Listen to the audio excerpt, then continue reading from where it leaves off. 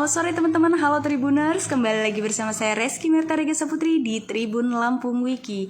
Teman-teman Tribuners, kali ini saya sedang ada di Masjid Jami Al Anwar nih, masjid tertua di Bandar Lampung, bersama dengan Pak Rusdi selaku kepengurusan di masjid. Selamat sore Pak Rusdi. Selamat sore. Oke Pak Rusdi, mungkin teman-teman Tribuners udah banyak yang tahu nih ya Pak ya, masjid tertua di Bandar Lampung. Namun mereka banyak yang belum mengetahui nih Pak, bagaimana sih sejarahnya, mengapa sering disebut dengan masjid tertua di Bandar Lampung? Boleh diceritain Pak? Sejarah masjid tertua di Bandar Lampung itu berdasarkan kesinambungan itu berdirinya Masjid Jami Al Anwar. Itu terdapat 4 tahap. Yang pertama tahun 1839 sampai dengan 1883 itu British cikal bakal berdirinya Masjid Jami Al Anwar.